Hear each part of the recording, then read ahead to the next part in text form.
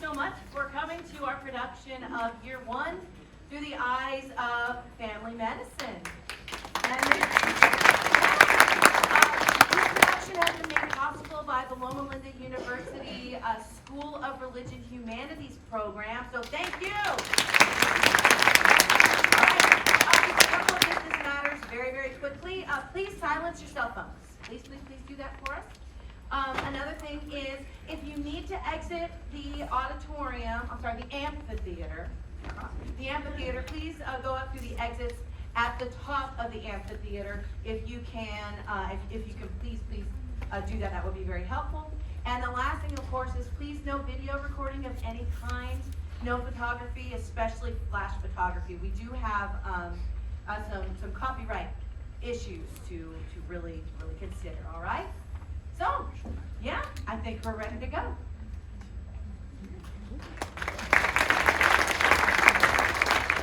Family medicine to me is it's just everything. It's like one-stop shopping, going to Walmart or going to Target. You take care of a lot of stuff. Every day is like a mixed bag. It's like, what is that saying?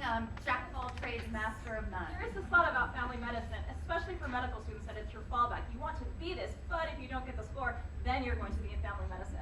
What people don't understand about family medicine is that you must know everything. A lot of people look to us for advice, whether it's medical or non-medical. We're the home base. Anything they need, we're the first person they're going to go to. Establish goals for the patient, realistic goals to see what they want to do about their health.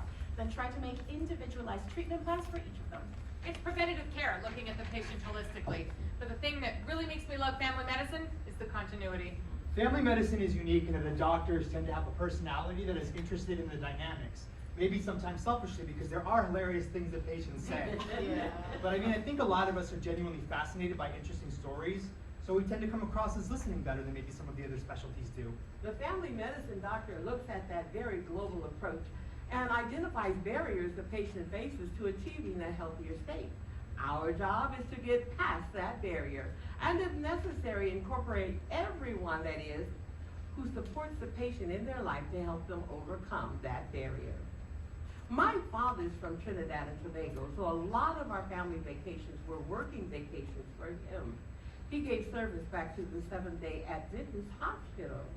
One of the doctors there, as I was growing older, would say, "What we need is a doctor who can do everything. That is a family medicine doctor. You should consider that."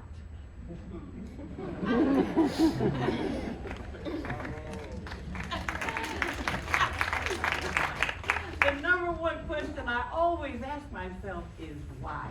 I don't just look at, wow, that patient's diabetes is not controlled. My question is, why is it not controlled? And I help the patient figure out an answer to that question. There was a patient of mine who was a long-standing alcoholic with a very bad heart valve. He kept saying no to surgery over and over again. I had a specialist who kept bringing him back into the clinic, trying to convince him to have surgery because he was developing other complications as well. I say, "What do you do all day other than drink?" He says, "I have a friend. I raised her. I consider her my daughter." I said, "Well, she's welcome to come and ask questions. Why don't you ask her to?" So he does. He brings her in, and with his permission, we talk about the heart valve. Now, she doesn't realize that other complications are developing as a result of the valve. She's willing to talk to him and be very honest with him about his drinking. It takes a year. It doesn't happen overnight. It takes one solid year to convince him to have the surgery. And you know, he switches from drinking alcohol to drinking O'Doul's. And I will admit, those type of successes don't happen very often, but when they do happen, I call them my family practice moments.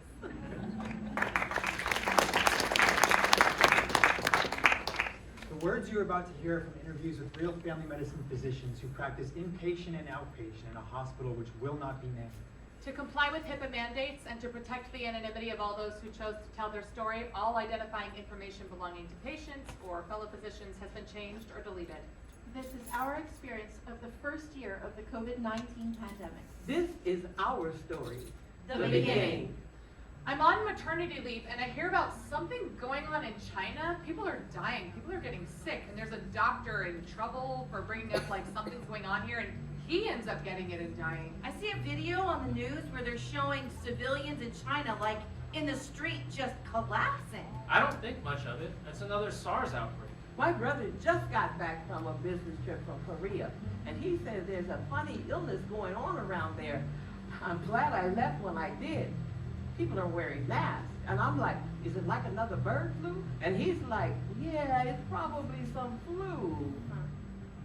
My relatives from other countries are saying it's all over France now. Is it going to come here? Is it going to affect Great America? Nothing can touch us. We're Americans, right? I talked to our disease specialist at the hospital. She says, we don't know too much about it. We're going to try our best. Tell everybody to be safe. She likens it to the flu. She uses this opportunity to push flu shots. Italy gets really bad. I know reading this kind of news every night is bad for my emotional health, but I can't stop reading because I need to know what's happening. Reassure myself my family will probably be okay. It hits Iran. Everybody in Iran is freaking out. My parents and family live there. I'm pregnant. I'm being more cautious than most. It travels from country to country until finally it hits the United States. There's a news conference where the president just kind of downplays it, says we only have like 15 cases or some really ridiculously low number, and that's going to be fine.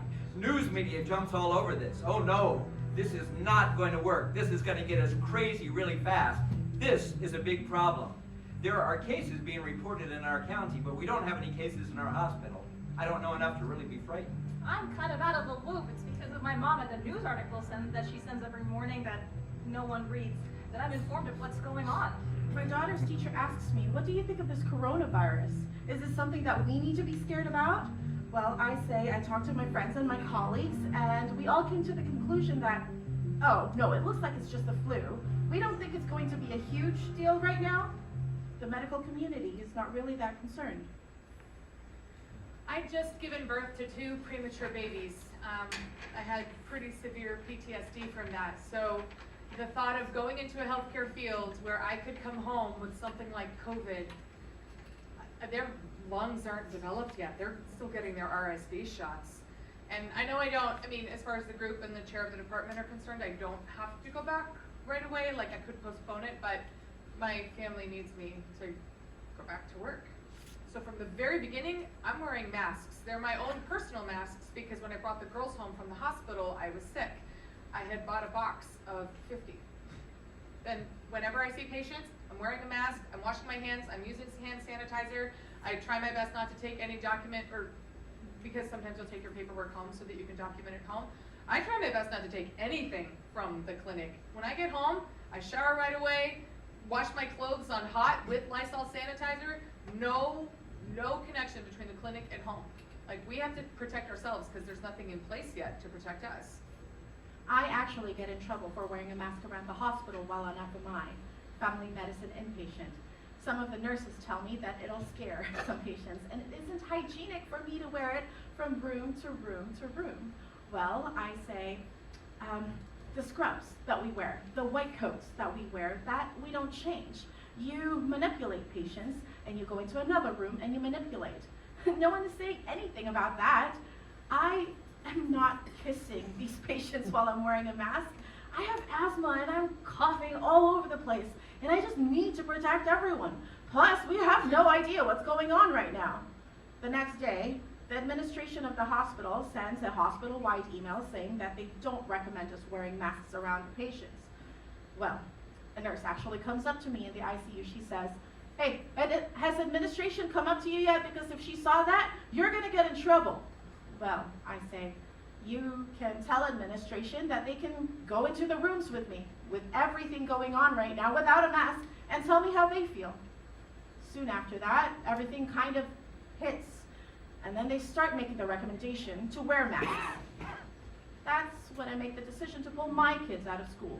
You will not believe it. My attending and I, we're in clinic. The administration is implementing new policies regarding COVID and masking, and I'm still like, I'm pretty sure that this is just another flu. It's going to go away. Everyone's overreacting. Calm down. I'm in my 3rd year of residency. My attending and I, he's wearing a mask, but I'm not. And he's like, why aren't you wearing a mask? And I say, I feel fine. And he says, you're not Superman, put on a mask. Right, sir, right away. In the hospital, we put a lot of effort into practicing putting on personal protective equipment, PPE, in a way that's going to protect us against this.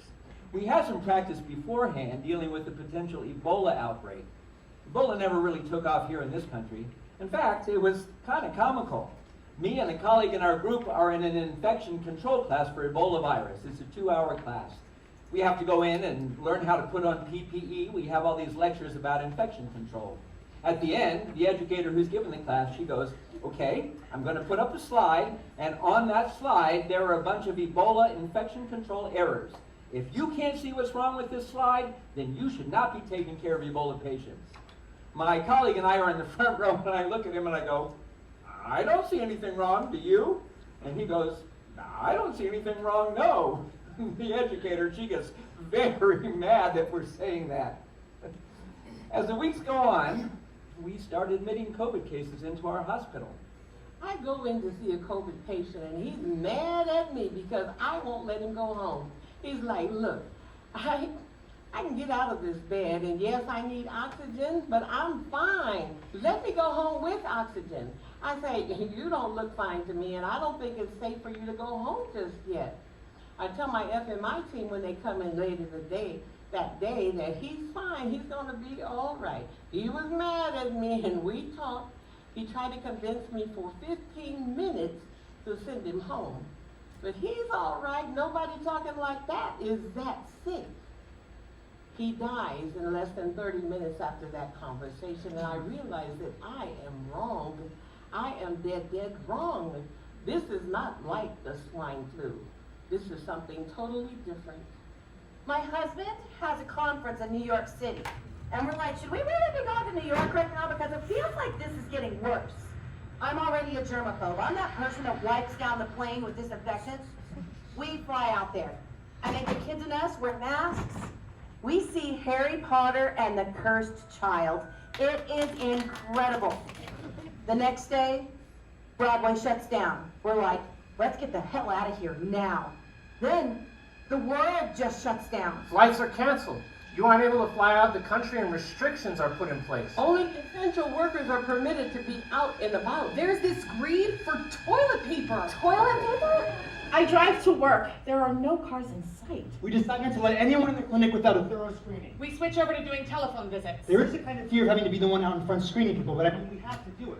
Testing isn't widely available, and I want to say we have like 5 COVID tests at our clinic, like 5, literally. Not like 5 a day, we have 5. Basically, we're saying stay home unless you're ready to die. I mean, not really, but stay home unless you're really sick. Residents and students aren't allowed to see these patients, only the attending. The residency program doesn't know what to do with us. It's a little stress before my class, to be honest. People stop coming to the hospital. They're too scared to go, or the ER sends them home if it isn't as severe. Everything is canceled. We're not seeing a lot of admissions, so we're able to focus a little bit more on the COVIDs. I'm one of the first doctors in our department to be assigned a COVID patient. Now, I was a student during the whole AIDS epidemic when it first came out. When I first started working on the wards, we didn't even know what AIDS, how it was caused. All we knew was just a lot of healthy young men coming into our facility, getting sick and dying very quickly. I remember going into the rooms, okay, I'm really scared about this person, but I want to wear all my PPE and draw the blood. But some of those people were super sick. You're looking at them going, this person's sick, and this person's going to die in a few weeks, and I'm going to catch what this person has. I'm going to die in a few months. That's very similar to what's going on with COVID. My first known COVID patient. I am terrified to go to the hospital. I'm thinking, oh my God, I have to go on FMI and see COVID patients? When I first walk into the unit, it's chaos. It's like I've walked into some kind of death dorm or something. I don't know what it is, but it is sad and it is gloomy and it's like the lights are low or something, and there is stuff everywhere, just everywhere. There is equipment everywhere in front of people's doors. I put on all of my gear and I am very still. They have the glass so you can see into the room. I talked to the chair of the department and the disease specialist. Do I need to go in the room? Because I'm totally wigged out. There is so much fear. Like, if I go here, Am I gonna die? I don't know what's going to happen if it's on my clothes or in my hair. How is this thing moving? Healthcare providers are not immune to this. There's just so much unknown. Not only do I not want to contract it, more than that, I don't want to bring it home to my kids. So when I have a patient, I quickly see them, I do the exam, I hurry up, I'm so careful not to touch anything, and with each patient, it's this whole ordeal. But you learn to put the fear aside. After the second or third day, I'm like, okay, I can do this. I discuss every single case in the hospital with the infectious disease doctor. I look at what people are doing in other parts of the world and other parts of the country as to the treatment. I also have, for lack of a better term, quite a few journeys into the COVID-19 dark web. There's a lot of stuff out there that may or may not be right. You want to read everything and try to understand what's out there, because maybe there's a kernel of truth. I try to find whatever the hospital is putting out, evidence or non-evidence-based recommendations, anecdotal recommendations. Every Wednesday, we have COVID meetings with the chair of the department who gives us updates, and the infectious disease doctor and critical care specialist have a meeting every Thursday. Big meeting of the minds. If you have a COVID patient, you call in, you explain your case, and then you say, what do you think of this? They go through all of the COVID patients. It's a long process. They ask, what do you think of this patient? What do you think of this patient? We have a lady who's really sick. She's very, very sick. I'd like the permission of the rest of the hospital to use hydroxychloroquine on her. Yes. Yes. Everybody's going back and forth. I bounce my questions off other people to move forward. There isn't a lot of evidence-based stuff out there just yet. The infectious disease doctor follows all of the COVID patients on the perimeter. We have a WhatsApp group, so there's constant communication. Anytime there's a new guideline or a new recommendation, it's on there. There are some recommendations on what kind of medications to use. For example, remdesivir is a big thing. It's an antiviral medication that may or may not work for COVID, but you still have to have it approved by the infectious disease doctor. Remdesivir got to start treating AIDS patients. I don't have a lot of success with remdesivir. COVID is a virus our bodies have never seen. Now, the thing with viruses is that they're hard to combat because the virus attacks cells and becomes unique to you. Finding the right way to take care of these people, it's crazy. Do you use antibiotics? Do you not? We have acute kidney failures, and basically nephrologists are calling it COVID nephropathy. We have patients going into acute psychosis, and the only thing they have wrong with them is they have COVID, so we're calling it COVID psychosis. All the algorithms on how to treat people keep changing so quickly. A lot of hypotheses. The recommendations, I kid you not. You come in and they say, use this medication. Don't use this medication. Now add this, but you have to check liver and kidney. And the next time you don't have to check liver and kidney. I can't keep up. Do we get steroids? Do we not get steroids? God bless our infectious disease doctor, because we're calling her like, what do we do next? And she's, try this, try this. Not even definitive medicine. At first I say, look, you only needed just a little bit of oxygen. I'll call your family. Everything's gonna be fine. I'm hopeful. About 3 or 4 days into it, I say, I don't know if you're going to make it. And if it gets to the point where we have to put you on a ventilator, then we're going to talk to you about end-of-life measures. I notice they slowly do not get better. It gets to the point where pulmonary medicine is saying, look, because when there's you've nothing done more what we you've done can your do whole for career and them. it doesn't work You're giving them anymore. false hope. Just end it. That's so hard for us to say. After that, from the very beginning, I say, look, I don't know if you're going to be all right. I don't know how well you're going to do, and I'm going to be straight up with you. Prepare for the worst, and I'm letting you know that if you have to be intubated, then we're going to have an end-of-life conversation. So would you like to have that conversation now? Because the odds are, if you are intubated, you're going to die. I have never experienced anything like this. We don't know how to combat this. I've never been so blunt. Hey. I have the worst FMI service. I'm thinking, why are all 6 of my patients on ventilators? Why is this patient not getting better? Why is the medicine not working? Why is the science not working?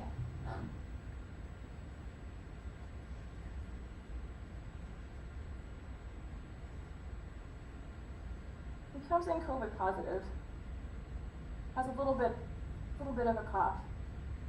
Then he has a bloody bowel movement. When he has a bloody bowel movement in the ER, he codes. So we intubated him. I go to examine him the next day. His limbs are very cold. His legs, his hands, and his feet are all cold. The circulation's not getting there. Oh my goodness. He has blood clots that are preventing the circulation from getting to his limbs. But I know he's bleeding internally. Now with COVID, there's this With significant bacterial infections, you can have something called DIC, disseminated intravascular coagulation, so you clot and bleed. That's when you have severe sepsis. Severe sepsis usually occurs with bacterial diseases, not necessarily viral diseases. So you're bleeding and clotting at the same time. You don't know if you should treat them with things to help them not clot, but they're bleeding. They are going to bleed out. I told the resident, do not start blood thinners.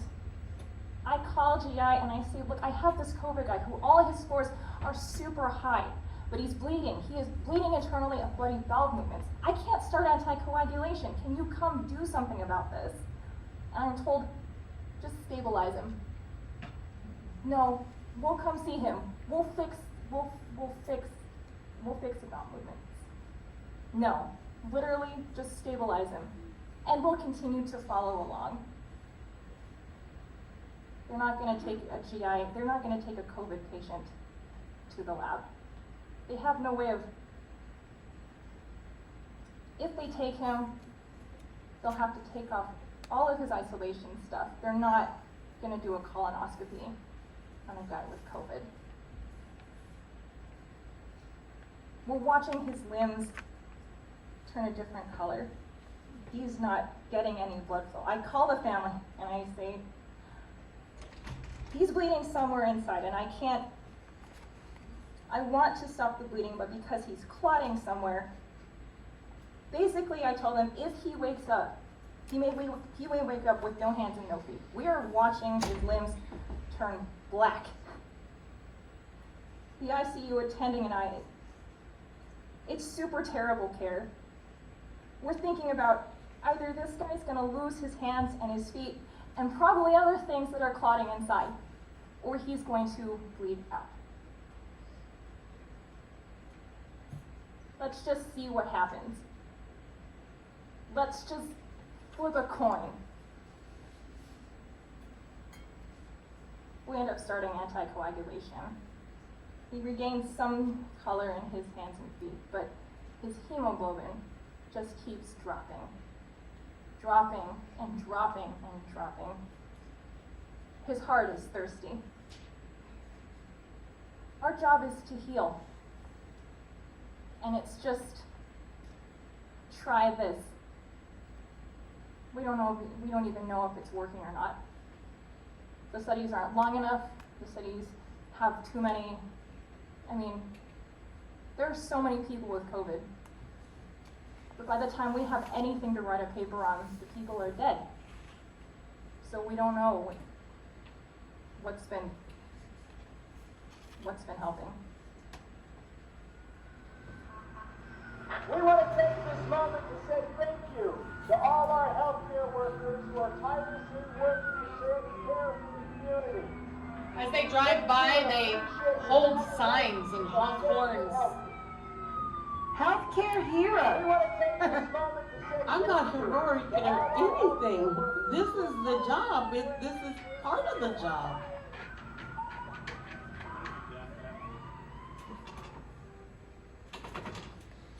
About a week and a half into taking care of a particular patient, I have an incident. I just finished working with the patient and I step into the little antechamber where you take off your PPE. It's all very methodical. You take something off and wash your hands. You take something off and wash your hands.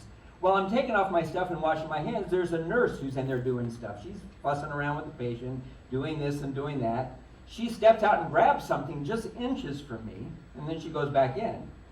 At first, I don't think anything of it. I'm focusing on what I got to do, but after about the fourth or fifth time she comes in and out, she's opening the door and she's fully got all of her COVID-infected PPE on, and she's inches from me. I'm older. I'm more at risk. I get out of the room. I discuss it with the infection control nurse. She suggests that I quarantine for 14 days. I go home. I stay away from everybody. I convert my downstairs basement into my own little living quarters. I move my computer down there. I have all my clothing, a freezer where I have some frozen food. I live down there away from the family. They hand me stuff over the stairway in a bag because we don't know. I do that for 2 weeks, not knowing how it's going to play out. First year, second year is mainly FMI, family medicine inpatient. Then third year, we're at the clinic mainly focusing on outpatients. So I'm on my outpatient rotation at the time. I had pre-planned this all. I did not want to do any FMI while pregnant, so I made sure that my schedule was in a way that I only had pediatrics rotation. Pediatrics generally helps FMI, especially at night. I'm also on pediatrics rotation. At the clinic, the staff is doing an excellent job of preventing any COVID patients from coming into the clinic with all restrictions to phone visits. If anyone comes in with a cough or a sneeze, they're screened outside by the attending at the time. No residents are seeing COVID patients, so luckily, I guess I'm lucky. I don't have to deal with COVID in my third year of residency. I'm generally a very emotional person. I tend to get very emotional. I'm really nervous about I don't want to sound like a blubbering mess, so I say, okay, give me the strength to do whatever I can to help out my colleagues, because if this is going to be crazy, we're going to deal with this together. We're going to be strong together. I come on a night shift. I walk in. One of my fellow residents looks at me and he's shaking his head. We have a COVID patient. I'm like, I'm not dealing with COVID. I don't want to lose this baby. One of my fellow residents says, I'll go in for you.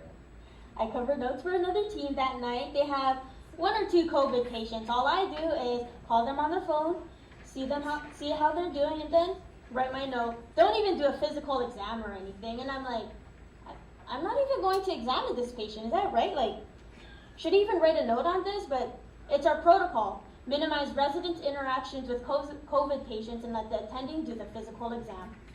At the clinic, we'd never done telephone visits before. I mean, the only reason I'd ever get on the phone with a patient was to give results or to answer a message back, but never a phone visit, never anything you would bill for. I'm nauseous. I'm beside myself that I won't be able to see the patient. There's no way this is going to work. It's difficult because you're trying to get used to the computer, you're trying to get used to the phone, and after a long time, I have a weird prick in my neck. Patients try to describe rashes to me, and I'm like, how am I going to treat your rash?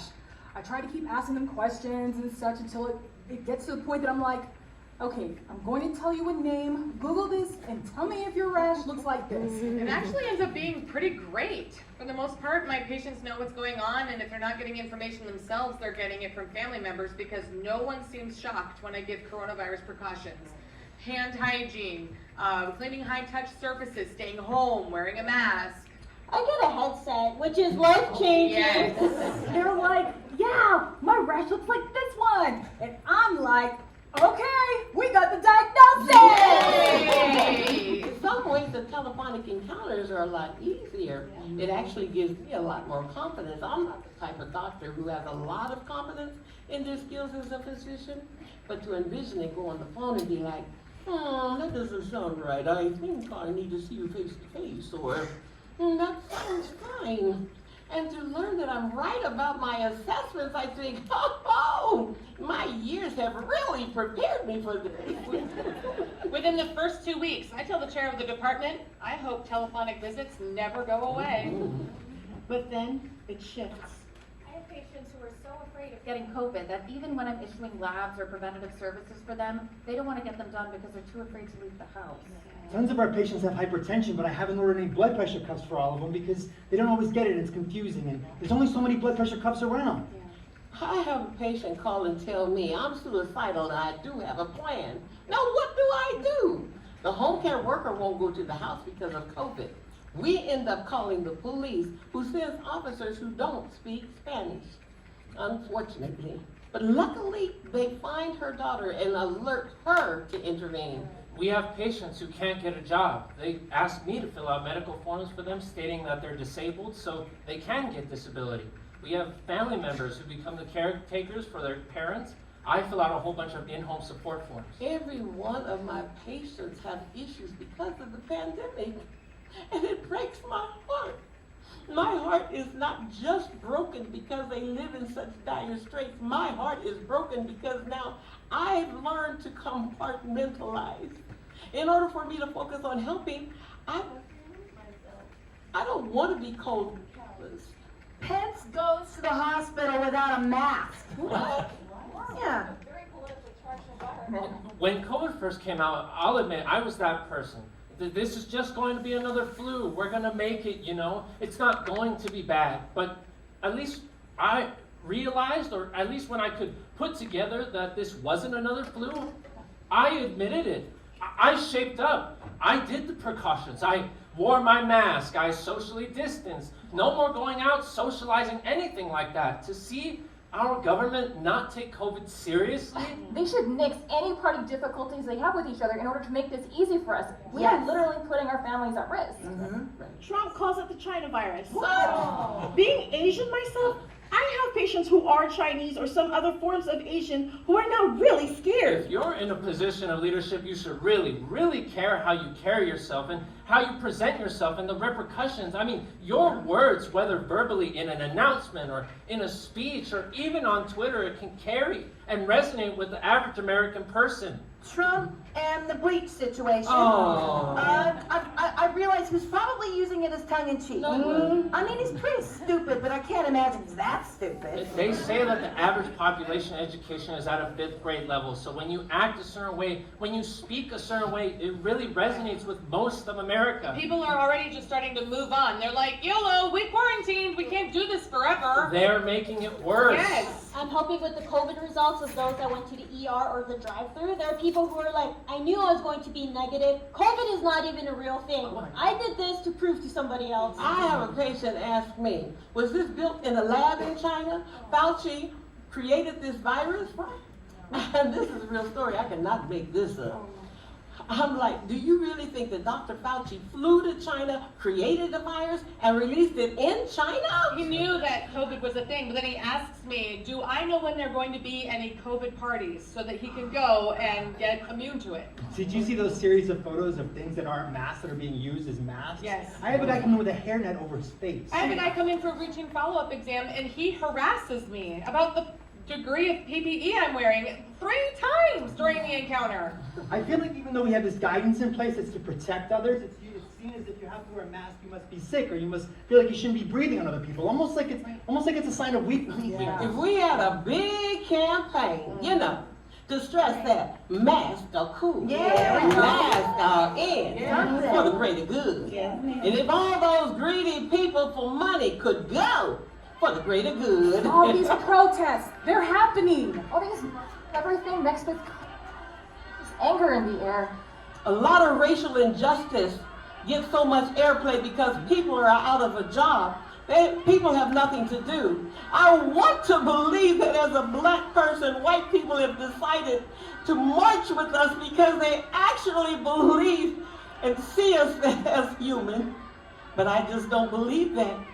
And they have nothing else to do because there's nowhere to go. There's no parties to go to. There's no bars to hang out at. People have so much time on their hands, and everyone has been politicized by this administration. Every aspect of our being has been politicized by the Trump administration. People have so much time on their hands that they just acting out. I mean, black men have been dying unjustly for many years. This is not a new thing. To see our country go through such a divide and still have to deal with the medical part of the pandemic that is going on is just so frustrating to watch. To be afraid to go to clinic, to be afraid to go to work, to be afraid to drive at a specific time when protests are happening is seeing the news, seeing all those people out there so close together, being so masked and unmasked, and they're just so angry. And then having to go to work and deal with the aftermath of that, Very simply, it feels like the ultimate betrayal. Admission numbers start increasing. patients and visitors are starting to steal PPE. There are nurses wearing garbage bags and just a surgical mask. The staff starts locking it up. My father-in-law from Iran, a third world country, keeps asking me, is there a way I can mail from Iran? I'm like, what do you want to mail? You want to mail us masks? We are making lots of mistakes. When it first started out, we were promoting some treatments that are proven not to be so good, such as the use of hydroxychloroquine. There are studies published with the Veterans Administration where people given hydroxychloroquine are more likely to die.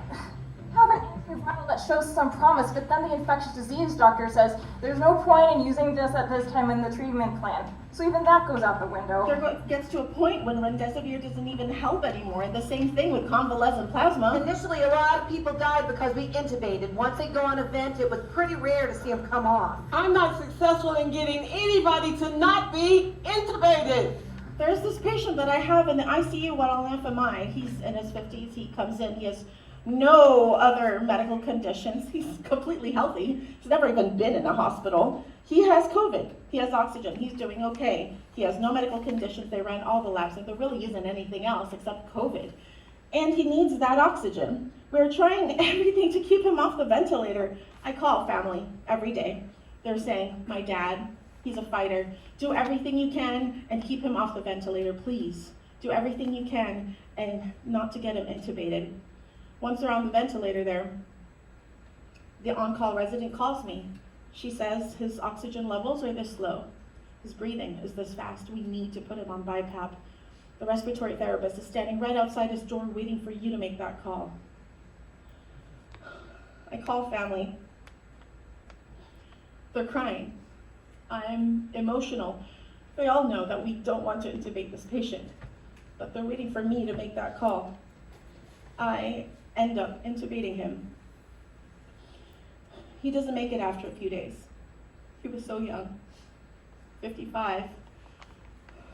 And I ask myself, is this my fault? A lot of patients want to take their doctor's word, but now people are saying, I understand COVID, I got it, and I'm fine. This guy got it, and he's fine. A 60-year-old lady, a nurse, is just like, oh, please, I'm not worried about that. Downplays it, doesn't even want to acknowledge it exists. And then on the news, it's all a hoax, it's fake news, and we, the doctors, have to just sit there and hold our tongues and basically say, it affects everybody differently. Nobody takes that. Everybody wants to know. You need to be very careful when you're getting your information, because there's a lot of just things that are absolutely inaccurate. And now people are saying doctors are just in this for the money. We're holding back because we just want to make money off of this. I'm hiding in my office, trying to solve everything, peeling my hands back from the hand sanitizer dermatitis, listening to people say, this is all a hoax. It's a lack of trust. There is so much mistrust in families because they aren't there. They can't see what we're doing. They don't believe we're doing anything unless we tell them exactly what they hear on the news. Words like remdesivir or steroids or key phrases about advertised treatment. Other than that, I notice the families go, oh, so you are doing everything. You can do everything possible that's safe, but you have to protect your healthcare workers. It's a risky thing to go in there and try to resuscitate these people when they have full-blown coronavirus infection. Essentially, the data shows that once they need to be resuscitated, their survival rate is 0. So don't spend 5, 10, 15 minutes in there flailing these poor patients. Let them go. Let them go with some dignity. There's one family that's really, really upset. They show up in the lobby, surround the resident, asking a bunch of questions, threatening to sue. I have a patient who's not doing well, and it's not because of COVID, and her son can't understand why we will not allow him into the hospital. He's like, I don't care about a virus, I care about my mother. He comes to the front door of the hospital every day. I give him a report only to hear him complain once again, what does this virus have to do with my mother? They call me a murderer. I never speak to the actual patient because when I come on FMI, she's already intubated and dying. And the family is completely grief-stricken. I empathize, but they have completely unreasonable expectations. The daughter says she's had COVID over 2 weeks, so it's out of her system because the news said you quarantine for 2 weeks. So why is she still intubated? Why are you doing this to her if it's not even in her system anymore? And I say, well, that's not how it works. If you are asymptomatic or have mild symptoms, you're spreading the virus for that time. But as long as you're symptomatic, you can have COVID in your system for up to 6 weeks. But you're a bad person. You're trying to kill my mom. And I try to tell them, your mom has multi-organ failure and is literally bleeding out of her breathing tube because her liver is failing. And they say, we want a liver transplant. You gave her remdesivir, so she should be fine. Just give her a transplant. It is constant back and forth. They hide their cell phones to record their conversations to post on social media. We get ethics involved because this family wants us to code blue her, which is totally inappropriate. We offer for the priest to come in because the mom is Catholic. One daughter's like, great. The other daughter's, well, I'm not Catholic, so she's not Catholic. We have palliative care. We have a hospice nurse. We have a second opinion from a neighboring hospital. It's just, well, the news said it's out of our system. They just will not let it go. I need a break. I just need a break.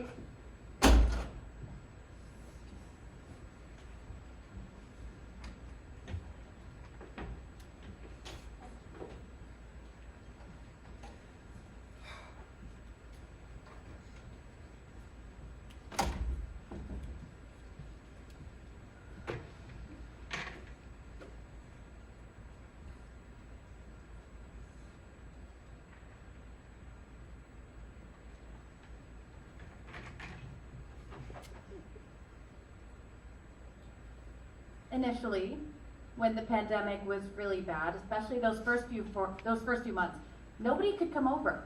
We don't go anywhere, nobody could go in the backyard, nothing. We do a lot of walking in the evening, just me, my husband, and my kids. One day, somebody comes by. Guess where I am? I'm in your driveway, come outside. Like, okay. They stand in the driveway, and I stand in my garage. We talk like that, but at least we get to see each other in person. Then, he's like, man, I wish I could just have a beer. My husband, he's like, oh, sure.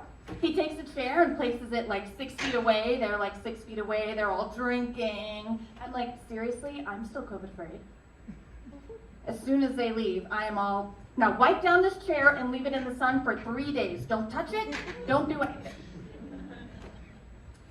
And then, slowly, we are, okay, we'll just invite one family. We'll do just one family, and we'll do it in the backyard, and we'll all wear masks. And then we're eating together. But just one family, and nobody touches anything. Only I serve everybody's plates, no one touches a thing. We have hand wipes and sanitizers, and nobody can go in the house. Oh no, they're like, well, where am I gonna pee? I'm like, well, you can't come in my house. You can go pee in the bushes. I can't be without my friends.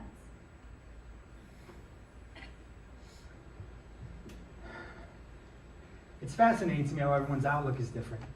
The way people weigh the risks and benefits. It's interesting because depending on what family you live in, what your friends are saying, it can be really interesting. In my immediate family, we're pretty conservative and like careful. But my parents are in a different generation and they feel less concerned.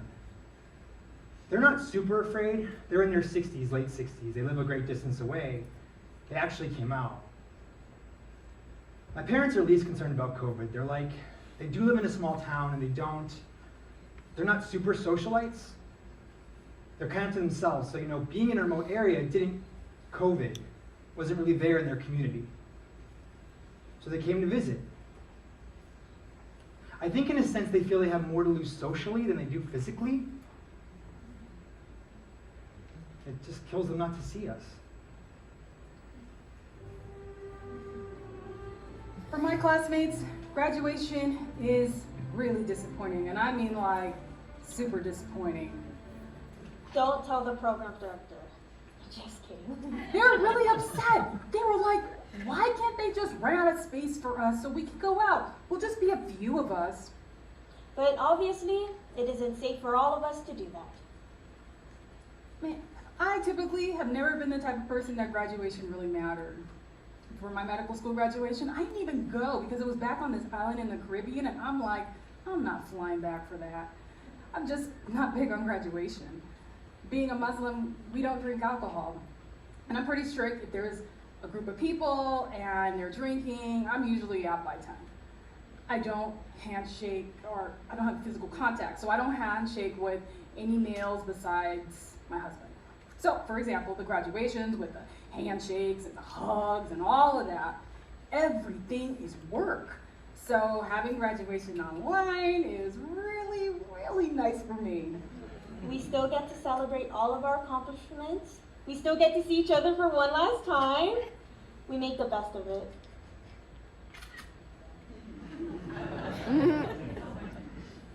Maybe I'm a workaholic, but I don't really feel I need a break. The sooner I get started, the sooner I get adjusted to things. And plus, because it's COVID, there isn't anywhere to go.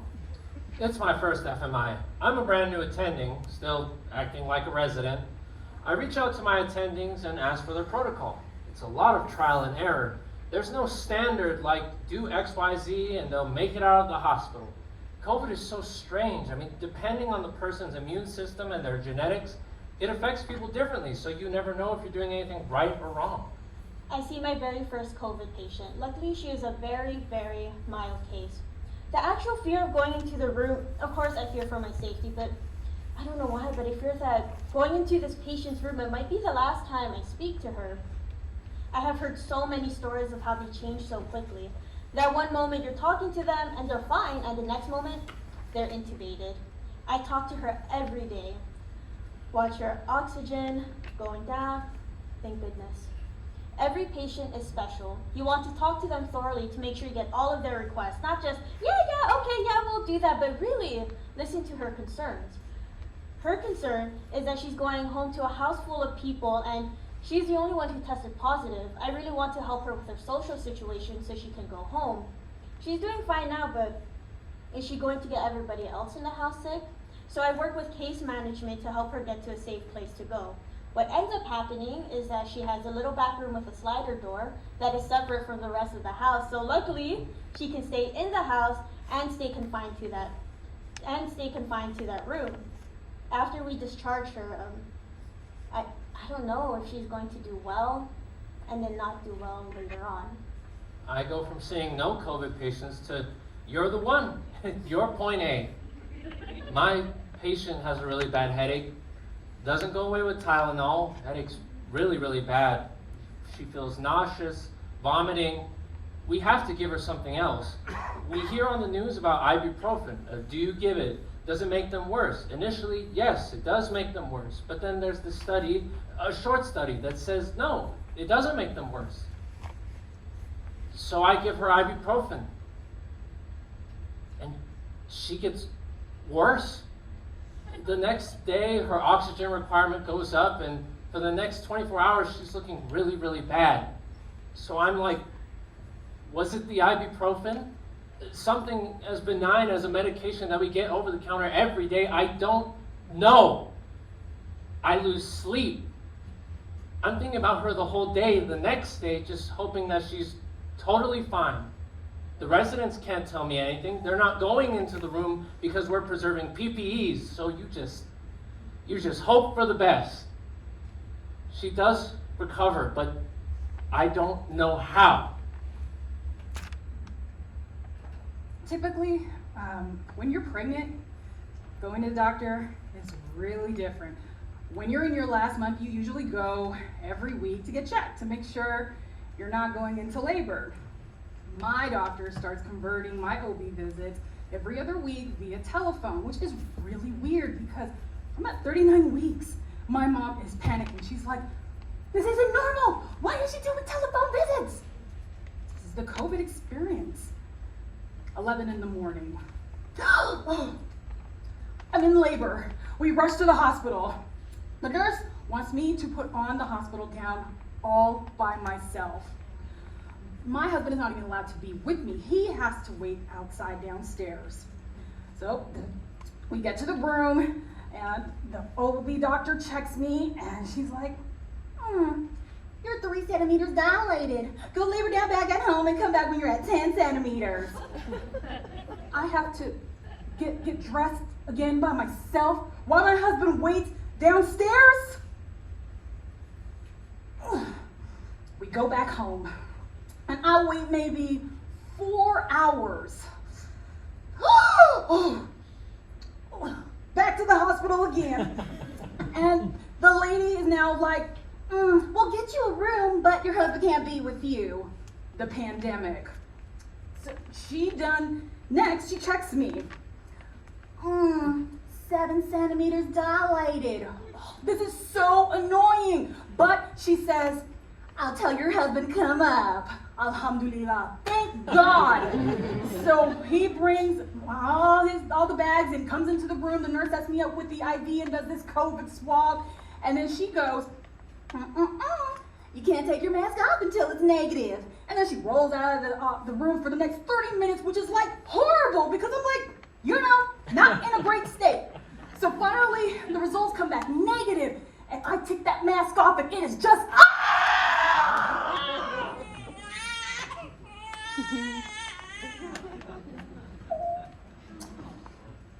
and it's me, my husband, and our first baby.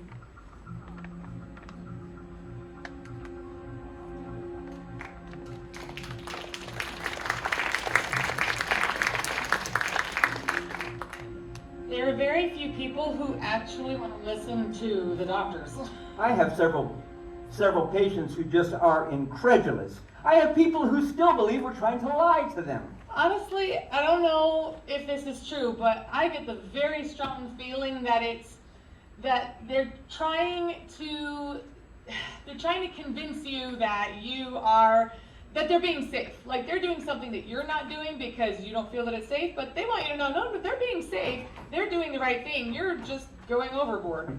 I pull up the county website and show them the data, and they still say, well, this is all just put out there. This isn't real stuff. The county's doing that for this and that reason. It's to defend what they're doing, which I totally understand. It's a completely logical defense mechanism. I mean, we all do it. It's just, I think that during a global pandemic, it's not the best thing to be doing. I explained to them you won't really feel this until it hits home, until somebody, a friend of yours or family member, gets sick or dies. Mm-hmm. That's the reality. That's going to wake you up if you feel this strongly about this. If you wait until that happens, it's too late. You have nothing to lose by wearing a mask. That's just such an easy thing to do. You have nothing to lose by washing your hands. Such an easy thing to do. You have nothing to lose by keeping your distance from people you don't need to be close to. Our president has it. He's riding around in his limo. Such a jackass. I understand that there is a need to keep people calm and not live in fear. I understand that. But you have your due diligence to be honest and follow guidelines and science. Deliberately causing mistrust of organizations on purpose is just... The initial wave of, healthcare heroes turns into, doctors, they're upcoding and this is fake. But thousands and thousands of people died because of negligence and dishonesty. I hate him. I hate him. He's still doing it. He's still out there doing rallies and shit and getting people stirred up. The damage is done.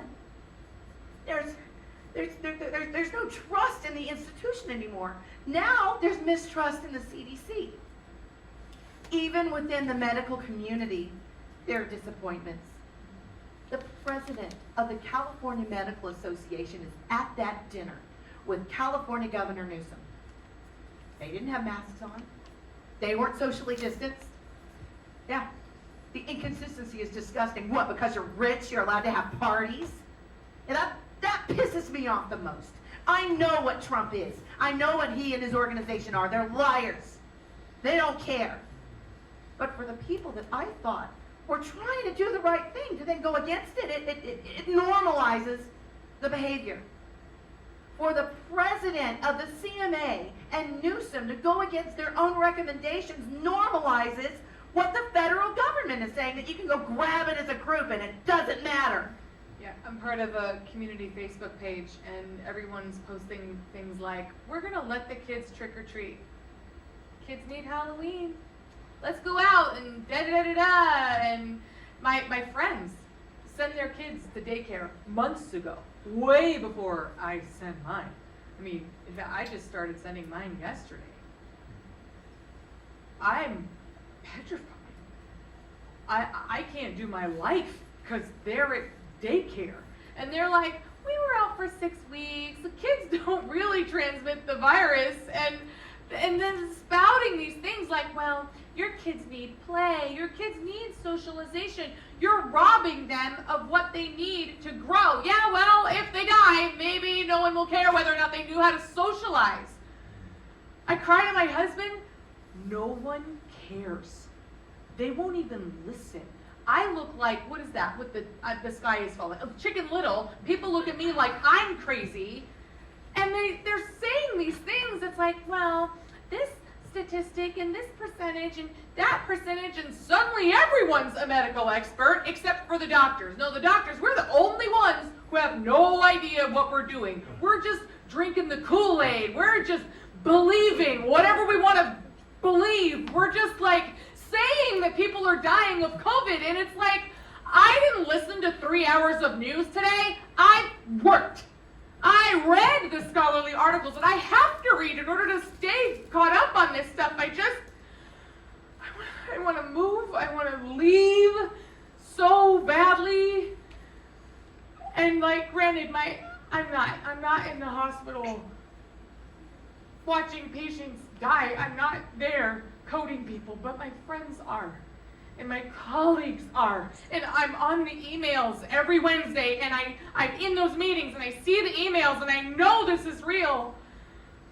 And I keep telling my husband, we have to move, we have to. Like, I started going to therapy, because, I mean, I've had anxiety for forever. I mean, that's not a secret to anyone, but with COVID and the PTSD from my girls, and everything just getting worse and worse, because it's not just the patients who aren't believing anymore. It's my friends, like the people I live near. My mother wants everybody to come over for Thanksgiving. Oh my word. She calls me up and I say, well, Mom, we can't do that. We're not supposed to be having gatherings because we might spread coronavirus. How about I just come over the weekend before?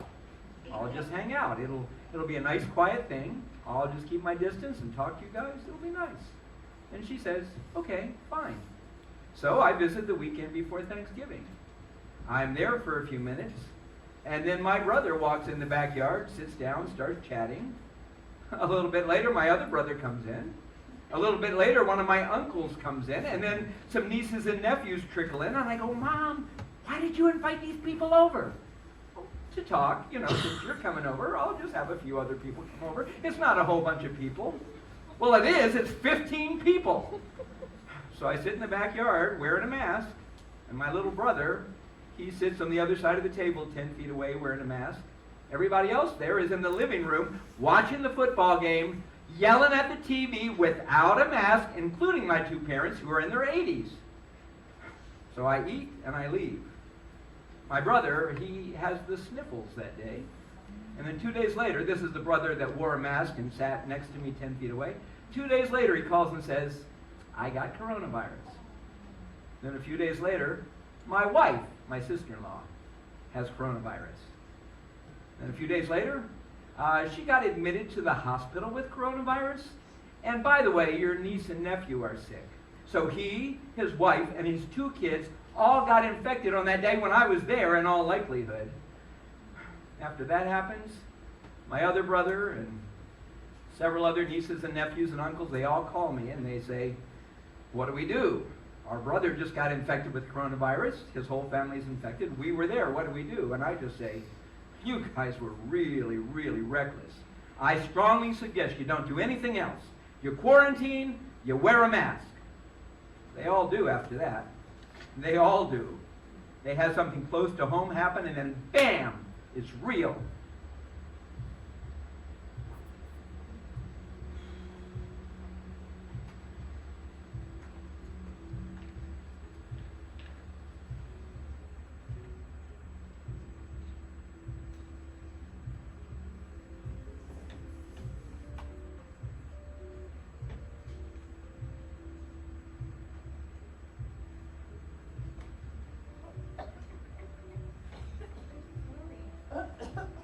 There's this movie with Denzel Washington where there's basically a demon that goes around and connects just by going body to body by touching. And Denzel's surrounded by people who are all touching each other. And it's moving. And taunting him. That's what COVID is. Every time you think you hit a climax, then you see another one coming. We're at the height of it. December. The huge spike. We admit 3 COVIDs who were intubated by the time I get to the hospital that morning. There are lots of deaths. You're a part of history, which is exciting, but it's discouraging, especially for me, a young doctor, seeing my death count go up. I have a patient whose mom dies in another country and they can't go due to restrictions. I go to the department chair and I'm in his doorway with a colleague. Within the course of 5 weeks, 5 days, I have 3 of my long-standing private patients. I try my best to put on a big front with the boss. I can handle this. I'm from a tough neighborhood. I've lived on an island. I've been followed home. Families throughout the I've lived in day, my car. basically telling them the same thing. We don't think they're going to make it. Everybody's in the trenches. I've never said I don't I want have to a go to patient work. who loses 2 family members in 1 week. But I don't want my name on another death certificate.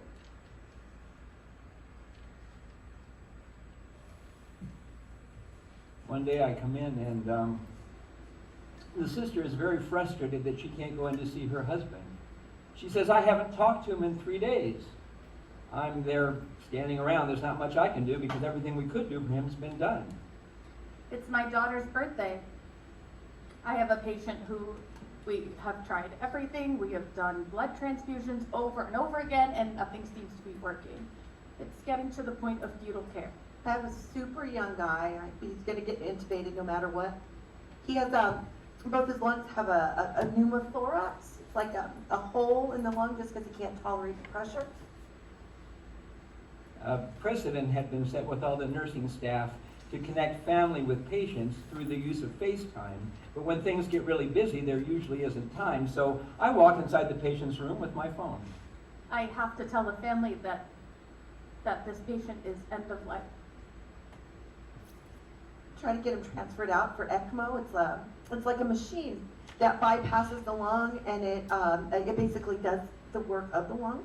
We don't have one of those at our hospital, so I asked his wife for consent to go on this group. I'm a part of this physician moms group on Facebook. It has like 70,000 female physicians across the world. It's incredible. He sees his sister and he recognizes me. He's still able to talk, and he and I are chatting back and forth, and his sister's chatting, and I'm saying, everything's going to be okay. Everything's going to be okay. Just trying to make him feel better. It's really hard for this family because this is a very young patient, only 42 years old. So I try to put myself in the family's shoes and treat them how I would want my brother or my sister or my relative to be treated. But it's getting late. I say, please help us. Is there anyone in the area with an ECMO machine available? I had taken care of him since 1992. Worked very hard to deal with all of his medical problems. Really worked hard to keep him alive and to do all this. I never dreamed in a million years that he would be taken out in just a matter of 4 or 5 days by this virus. I thought he was going to have a heart attack or a stroke. I never dreamt that this is how he would go out. I call my husband and I'm like, I can't be at this party. Please do this, do this, do this. I always try so hard to be so strong, always so strong. But I go to step out of the room. I'm able to find 2 places to transfer him, but he's too far gone. I'm friends with the family. So his sister, we cry together. I see the family crying, so I stay. His wife is pregnant with their first baby flight. I show him the ultrasound pictures. I send a sympathy card signed by all the people in the clinic. I think that if a doctor had done this for me, stayed, it would mean so much to me. One specific patient who comes in, very young guy, maybe mid-20s, he says, I had COVID. I say, oh, tell me about that. He says, I didn't have to go to the hospital, but it felt like my life was going to end. I said, that must have been a really difficult time. He's like, not as difficult as when my mother died from it. And he says, my stepfather was a man of the house. But when she passed, he couldn't believe it, and he just fell apart. My mom is the glue in our family. She was the one who took care of everybody, and now she's not here. Then he says, I didn't even think COVID was real. I thought that was like some type of like conspiracy thing to get us all to, Then there's a bit of guilt in his voice, and he says, I always wondered all about that. The times that my brother and I went to the gym and came home and didn't even change our clothes. Like, we both wondered if that's how she got COVID and died.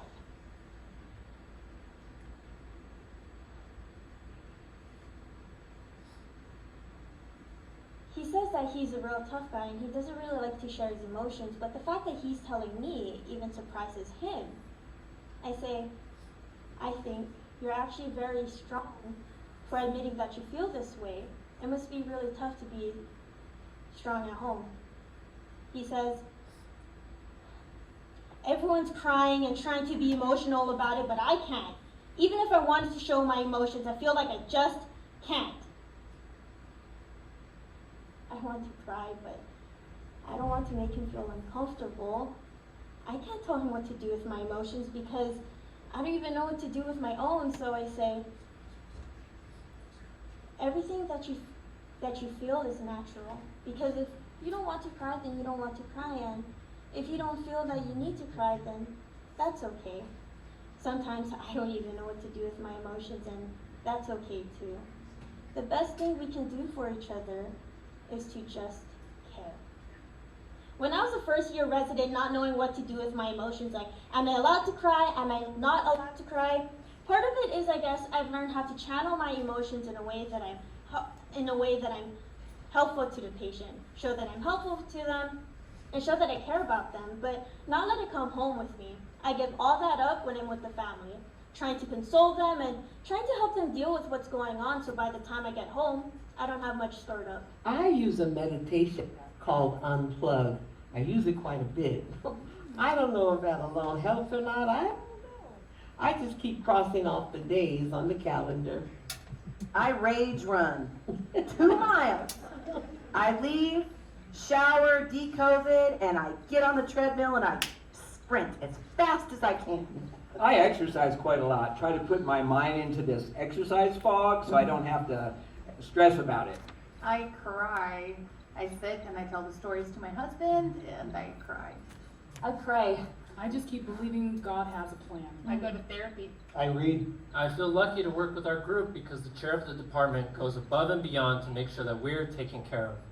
It's my kiddos who keep me going. It's interesting because I try so hard not to talk about COVID, but they just know so much.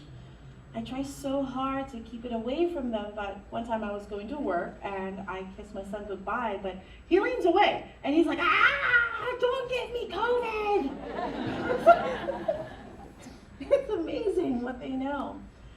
Without going into too much detail, I got through a really difficult family change, and in the middle of the pandemic, my kids and I moved to another home. It's amazing because COVID and the pandemic helped me get through a lot of my, I don't know how to explain it, it's weird, but having to go to work and take care of patients who are really going through it helped me take care of my, COVID hit and my world was already all over the place at the time. In so many ways, it saves me, as weird as that sounds. I'm like, oh my God, it's gonna take forever. I mean, there's no way the vaccine can be ready so quickly, right? By the time the pandemic is over, that's when the vaccine's gonna be ready. And it takes so long to go through all the trials and everything, right? But they're like, oh no, don't worry, we're gonna do a fast process. And I'm like, okay, great, we're gonna be the guinea pigs for the vaccine. I am very skeptical. I mean, if I take this vaccine, am I gonna grow a tail and get furry somewhere? But then the doctor in me just kicks in and I realize not a lot of people are gonna have access to this vaccine. Why am I throwing it aside? the chair of the department is like, we'll probably have the vaccine by the 12th. I do not believe it. There's no way. I mean, I believe the chair, but I also believe he's being lied to. There's no way we're going to get the vaccine that soon. On the phone during our Wednesday COVID meeting, I asked, if we want to decline to take the vaccine, can we? There is this silence. I purposely do not have my name or my number on the screen. You know, like some doctors, they have their names or nicknames for Zoom. I purposely do not. I'm not getting this first round. The US administration, like suddenly there's this vaccine. I start playing to the propaganda. Like, is this? I mean, they have investments in this company. How is the company that's going to help us solve erectile dysfunction going to help us solve COVID? Who would have thought? Flaccid penis. Who would have thought? Of course, I have zero faith until the California Medical Board reviews it. You know, California is going to overthrow anything the Trump administration thinks is right. California is going to say, it's crap, he's in cahoots, he has investments in this. But the California Medical Board believes in the science. I'll admit, and you can ask my primary care doctor, I convinced her not to get the vaccine. I'm like, I'm not getting that, no way. I'm African American and I know about the Tuskegee experiment, what happened to Henrietta Lacks and her HeLa cells that helped discover cervical cancer and stuff like that. There's no way on God's green earth man could create a vaccine in less than a year and it's safe. That last wave in December, to see someone bleeding out of their skin, and my friends keep telling me, look, you're black, you're overweight. If you get COVID, you're going to die. I'm told that from March until this day, to hear that constantly and be on FMI in December and see such atrocity, I'm like, I don't know if I'm going to live if I get the virus, so yeah, man, I'm going to get that vaccine. In the middle of December, the hospital starts to offer the Pfizer vaccine. We wake each other up. Like, let's go. We're there at 6 a.m. Huh? I'm hesitant at first because I have a history of anaphylaxis. I almost died when I was 19 from anaphylactic shock. So when I heard about those 2 cases of anaphylaxis, I was a little bit nervous. But I'm like, I would rather give myself an EpiPen twice than die from COVID. So I rolled in with my Benadryl and my prednisone and my EpiPen, and I'm the first in line. We see the chair of the department. We try to get him to come up with us. He's so perfect. He's like, nah, I'm okay over here. Going there, I'm a little nervous. I don't know why. I have thoughts of, I don't think I'm going to die, but I think, is this the right choice? My husband, he's like, you should be proud of getting the vaccine first. Like, you should be so proud to be the guinea pig. And now is your chance to shine. Now is your chance to, you know, look at all these soldiers who have served us. Now is your time. I don't know. We are the first in the department to get vaccinated. I start crying. We cry together. I don't feel much of anything. It doesn't hurt going in, and I don't notice until the next day, side effect wise. I feel a little bit of fatigue. By the next morning, it's gone, and I'm fine. I have a mini panic attack when they give me the first injection. Oh, the first one. I post a photo, like, oh my God, first COVID shot down. And I put it on Facebook. Now, I don't usually post on Facebook, but I wanted to post this for all the people who are like, I don't know if I'm gonna get it, you know? Before, when you go into the room, you're thinking, this patient could kill me. I gotta put this on, I gotta put that on, I gotta not make any mistakes. I would tell myself that every time. Once I get the vaccine, I feel like I have a way out of all this. It feels like the entire hospital does this huge exhale.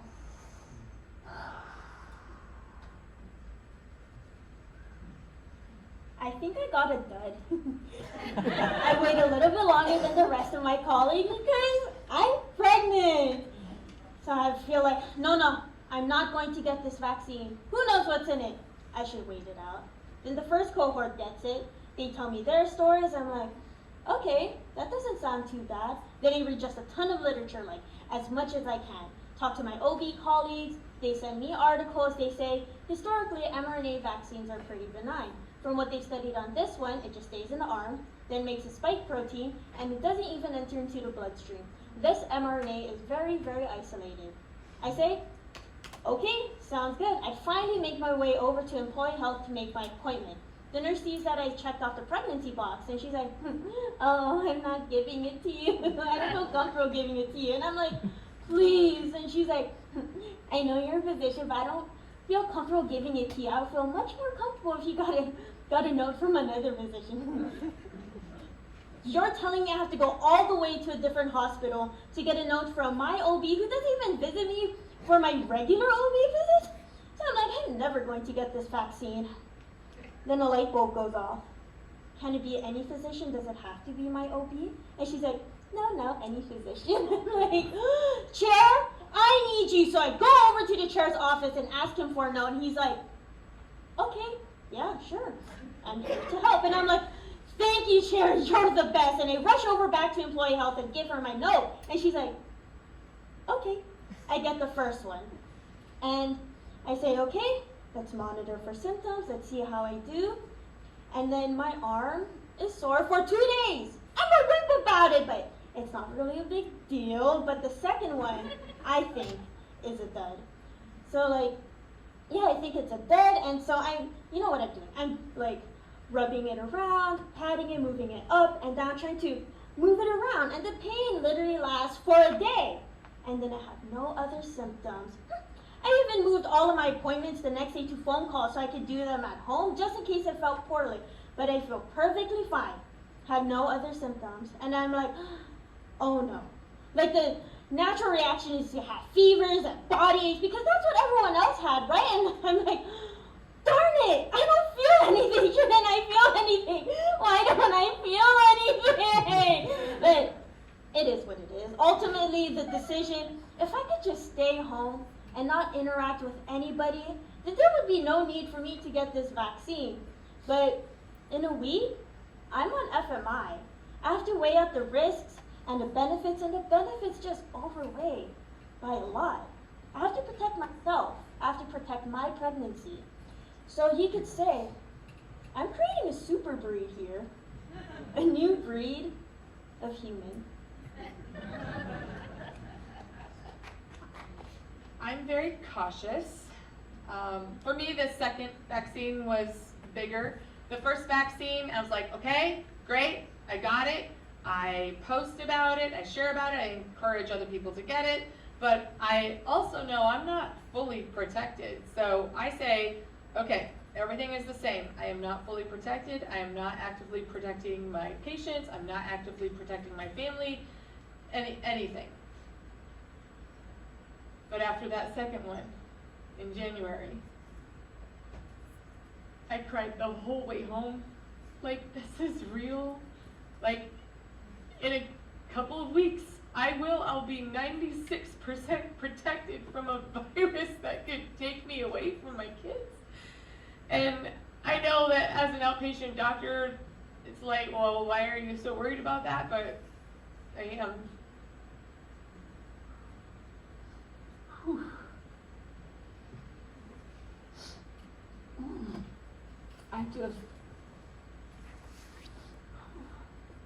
I didn't realize how isolated I felt.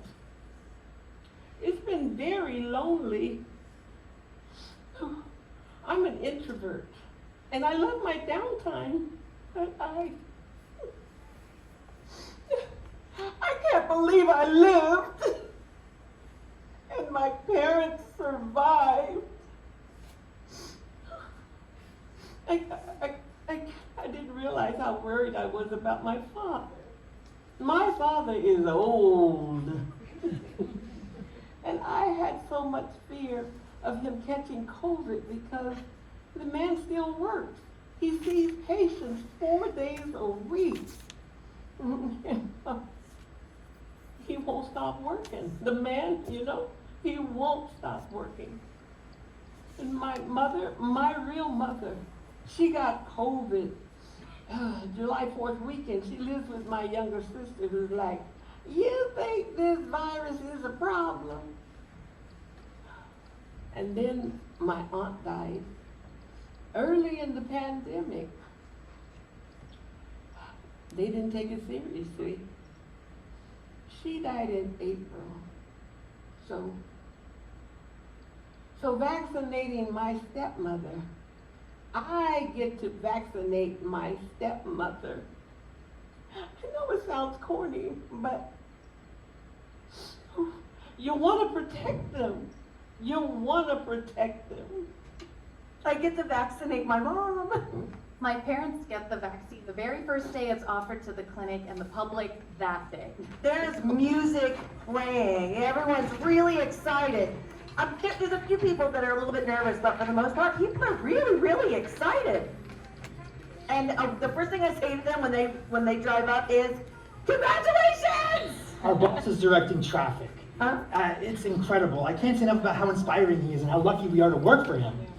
Yeah, the owner of the local bike shop is there, like literally. We've gotten all of our kids' bikes there. And his wife is an OBGYN at a different hospital. And we're just chit-chatting, and he is like, I'm so excited. Oh my God, my wife is already vaccinated. He's like out of his mind, excited. He hands me his business card, and he says, come to my shop and get a bike whenever you want. And I'm like, no way. I volunteer at the vaccine clinic on Saturdays. It is by far the most rewarding experience. Like, even better than getting my own vaccine is being able to give it to other people. Yeah.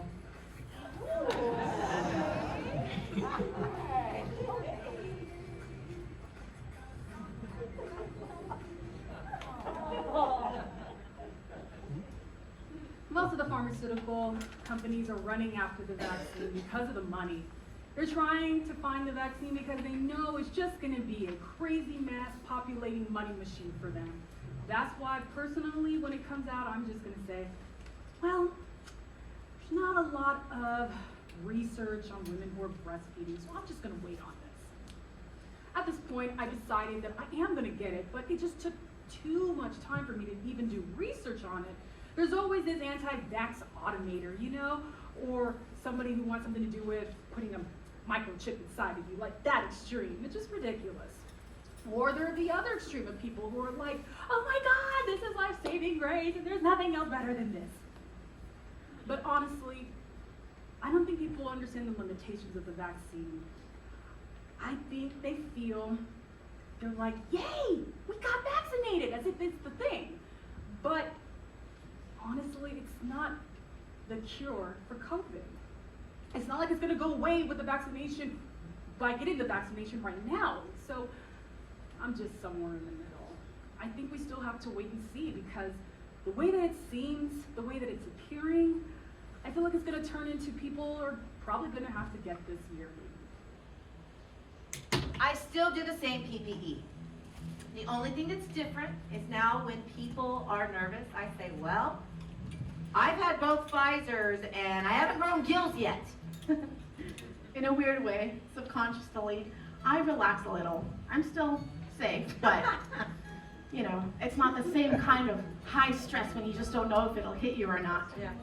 We learned that there's quite a few treatments we can do that do help the patients out, that have been proven under controlled conditions, that have proven to be quite effective and fairly inexpensive. I never have to make the kinds of decisions that ER physicians at other hospitals have to make. Do we treat this patient or do we not treat this patient because we don't have enough beds available? I never have to make those kinds of decisions. I come in as an attending. Thank you. And I must say, honestly, it is so much more chill than residency. The clinic doesn't scare me the same way that it used to months ago when I was pregnant. As much as I'm sometimes confused about people who deny it totally exists, don't get me wrong, I do feel there's a wide range of comfort levels and understandings. Everyone's social needs are a little different, and it's hard to ignore that. I'm not saying I think we shouldn't mask or we shouldn't be careful, but I can see the other side. And I wonder, you know, what would have happened in other situations if we didn't lock down, if we did things differently? I wish it wasn't so polarizing and so political. Even though it was horrible and devastating and psychologically traumatizing and socially bad, you know, I still think it brought us back a little bit. I like to think about what's important, you know? Like my kids are really important to me, and so when this is all over, I'm still gonna play with them every day. Even though I could go to the mall, get a coffee, get some boba, throw them in the stroller, I'm still gonna do things that are fun for them. When people get me toilet paper as a gift, I tell them, get a bidet. Get a bidet. Oh, also Netflix's Tiger King really makes the time pass. All right. I don't question my choice of profession. If anything, COVID has proven to me that this is the right profession for me. Finally, no more COVID patients on FMI. Yay!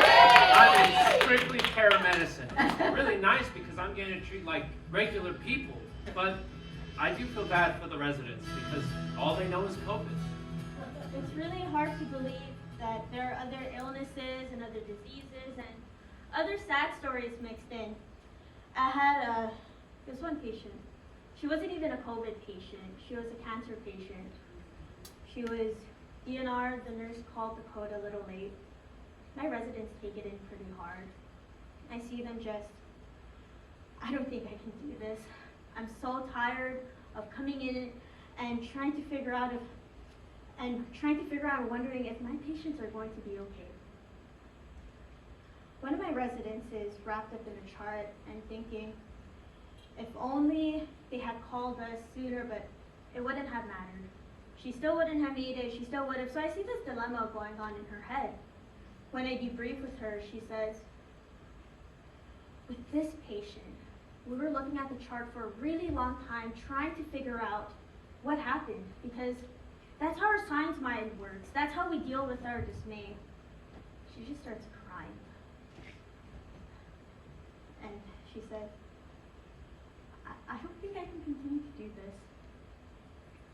That breaks my heart, because it's never easy. Even if you're to do it 100 times, it's never easy because you feel this emotional connection with your patients.